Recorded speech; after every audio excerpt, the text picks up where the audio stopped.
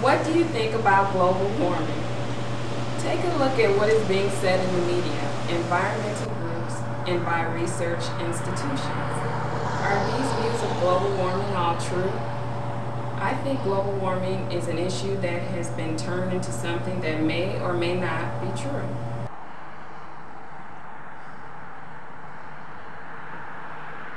Welcome to our presentation topic tonight, global warming. The information provided to the public must be true, or is it? Recent arguments have stirred up controversy over the claims about global warming. Some of these claims are not giving the public the full picture. Tonight, we hope to shed some light on the global warming controversy. With me tonight are two guests to talk about global warming. Shelby Berry, business professional, single mom, and Judson College undergraduate student, is here tonight. Welcome, Shelby. Thank you for having me here tonight, Brian. I also have another business professional from WMH Tool Group. Single mother, former media director, Big Tax Initiatives, and Judson College student researcher, Kelly Park. Welcome to you too, Kelly. Glad to be here, Brian. Let me start our conversation off here tonight with an illustration that demonstrates what I call the full picture effect of how global warming information is fed to the public. It starts here with a picture of my well-cared-for lawn. That I hired a lawn care company to make my lawn look beautiful like this picture. You would most likely believe that they're doing a good job. But let me fill you in on the rest of the story. Now you can see the full picture of my lawn. I'm sure you're beginning to wonder if the lawn care company is really doing their job. Kelly, is this not an accurate characterization of how the subject of global warming is being presented? Yes, I believe it is. In our study, we intended to ascertain ways that environmentalists influence the claims of global warming. We don't believe that the claims are being made representative of the data. For instance, the data is limited by the number of years for which the data can be gathered. Some references talk about 10,000 years, but there is no data that goes or has been found to go back that far. In addition, we expect to determine what effects global warming has that are measurable. Once the data is analyzed, I think that we will see a picture.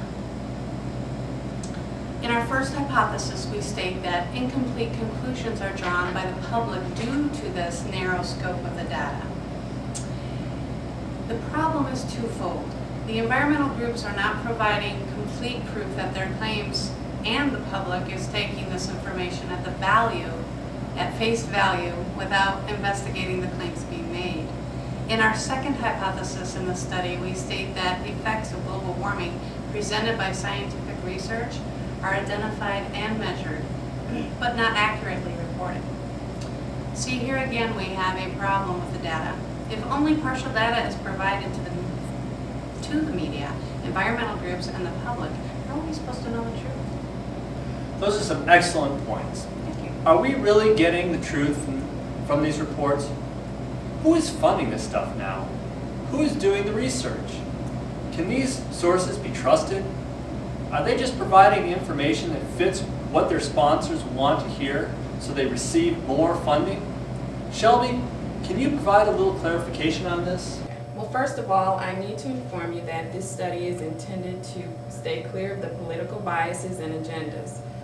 We want to limit the public perceptions of global warming to those reports in the media and look at the environmentalist claims for those groups that are based here in the U.S.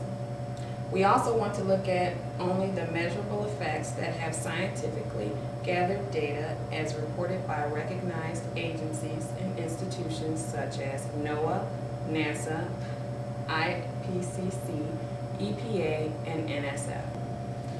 Okay, Shelby, but can we trust these institutions? How do you expect to get funding to support your claims?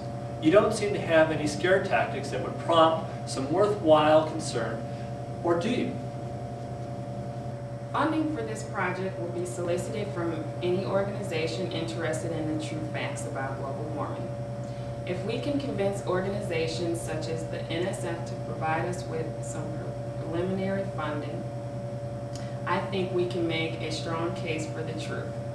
The current funding to many of these organizations is from government grants and special interest groups. We believe when there is an outcry from the public because of the false information provided them in the past, that the government will indirectly support this. When the scientific community starts to get funding that demands the truth, we will see data that accurately represents and supports this study. For many of the suspected measurable effects of global warming, agencies such as NOAA, the EPA, and NASA more than likely already have the data. It just needs to be reviewed for possible bias that may be tainted. Yes, this is true. We already have seen reports from educators familiar with the data and their claims of foul play. With the data are right in line with what we believe is the truth. We're starting to question results currently presented as fact. Well, reports are starting to surface that this may be the case. If an organization makes a statement or publishes a report supporting the claims of global warming, then it inspires more research out of fear for catastrophe. And that catastrophe may occur sometime in the next century. But many environmental groups are willing to fund these projects that help support this cause. Wouldn't you? So we end up with this endless cycle where the truth is never revealed. So in closing, I would like each of you to respond to this question. What does it mean to me? And why should I provide funding for this project? Shelby? This means that we need to take notice of the skepticism surrounding the issues of global warming. There is an audience out there that is willing to challenge the environmentalists and their one-sided views about global warming. We also need to be aware that even with the research that has been performed by scientists thus far, there's still not a consensus amongst environmentalists about the effects of global warming. I would urge you to support this study only if you are searching for the truth.